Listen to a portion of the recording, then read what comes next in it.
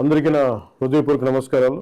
ఈరోజు ప్రతి పౌరుడికి సంబంధించిన ఒక ముఖ్యమైన విషయం గురించి మాట్లాడాలనుకుంటున్నాను.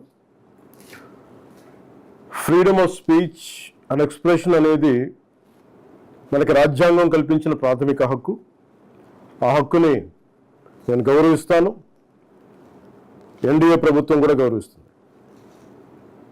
సోషల్ మీడియా ఇప్పుడు మన రోజువారీ జీవితంలో ఒక భాగం అయిపోయింది.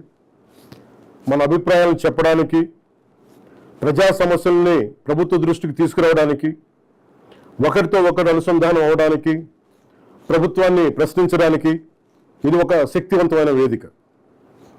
కానీ మనం గుర్తుంచుకోవాల్సిన ఒక ముఖ్యమైన విషయం ఉంది.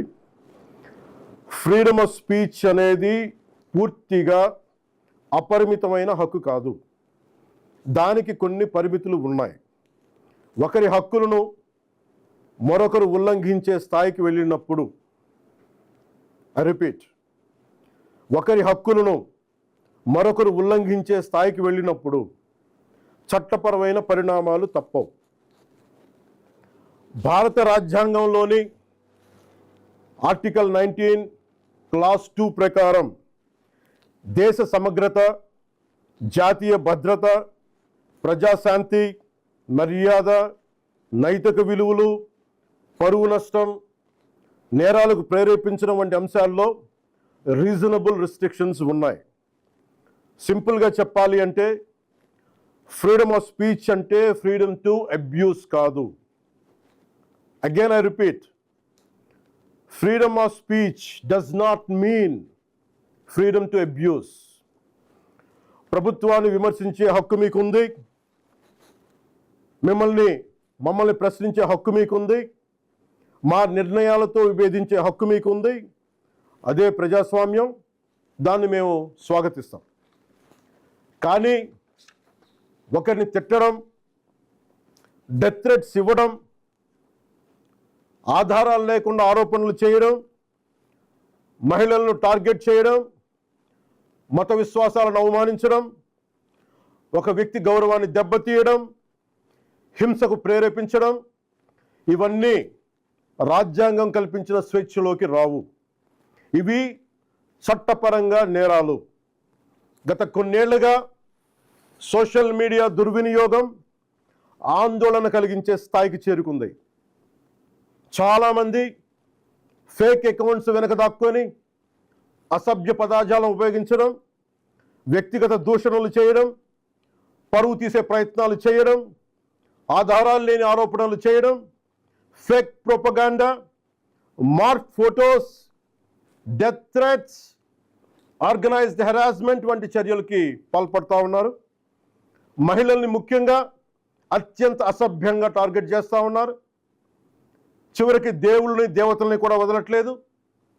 దేవుళ్ళని, దేవతలపై కూడా ఉద్దేశపూర్వకంగా అవమానకర వ్యాఖ్యలు చేస్తున్నారు. ఇవన్నీ కూడా ఫ్రీడమ్ ఆఫ్ ఎక్స్ప్రెషన్ కింద రావు. ఇది హెల్దీ క్రిటిసిజం కాదు. ఇది ప్రజాస్వామ్యం కానే కాదు. ఈ సందర్భంగా ఒక విషయం చాలా స్పష్టంగా చెప్పాలనుకుంటున్నాం. Constructive criticism, fair comment, satire ఇవన్నీ ప్రజాస్వామ్యంలో భాగమే. విభిన్న అభిప్రాయాలను వ్యక్తం చేసే హక్కుని మేము పూర్తిగా గౌరవిస్తాం.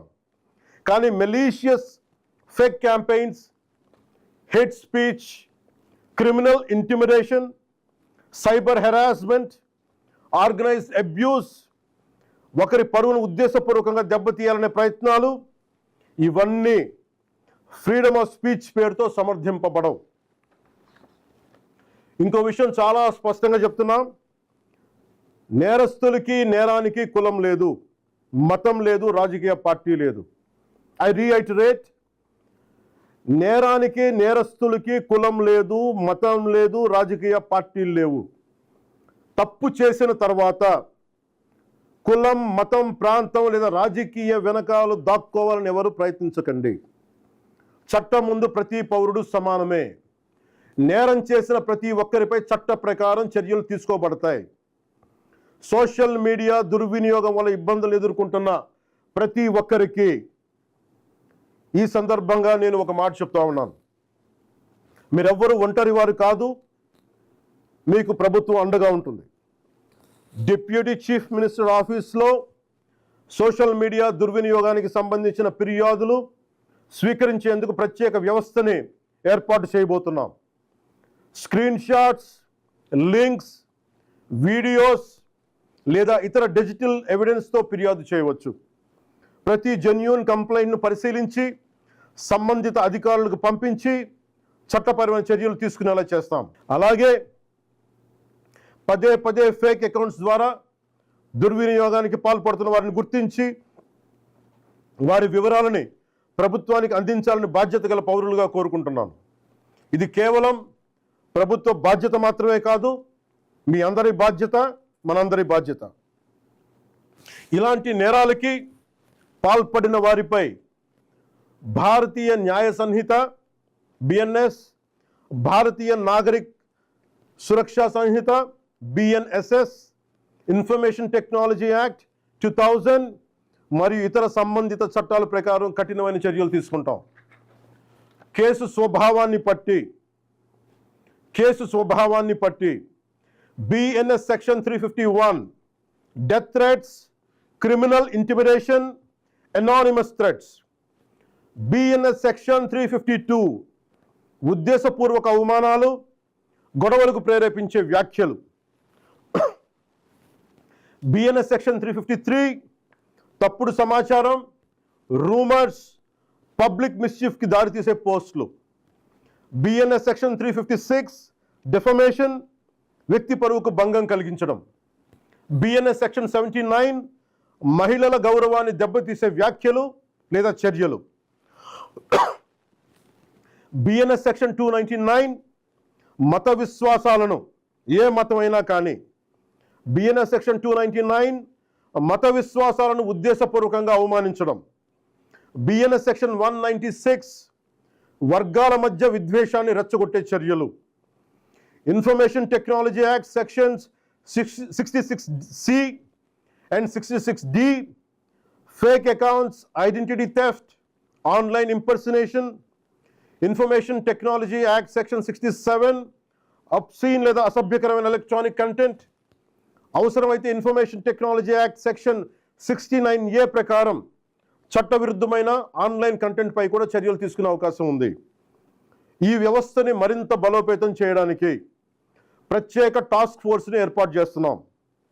సైబర్ క్రైమ్ పోలీస్ మరియు ఇతర లా ఎన్ఫోర్స్మెంట్ ఏజెన్సీస్తో కలిసి పనిచేస్తూ సోషల్ మీడియాలో జరిగే నేరాలపై చాలా వేగంగా చర్యలు తీసుకుంటాం. ప్రతి పౌరుడికి నేను విజ్ఞప్తి చేస్తున్నాను, ఫేక్ అకౌంట్స్, డెత్ థ్రెట్స్, మహిళలపై అసభ్యకర పోస్టులు, మతాలను అవమానించే పోస్టులు, ఆర్గనైజ్డ్ మిస్ఇన్ఫర్మేషన్ లేదా చట్టవిరుద్ధమైన కంటెంట్ కనిపిస్తే దయచేసి దాన్ని ఫార్వర్డ్ చేయకండి, ప్రమోట్ చేయకండి. దానికి సంబంధించిన screen shot, URL, date, time వంటి ఆధారాలను భద్రపరిచి అధికారులకు ఇవ్వండి. మీ సహకారం వల్ల ఎన్నో నేరాలను అరికట్టవచ్చు.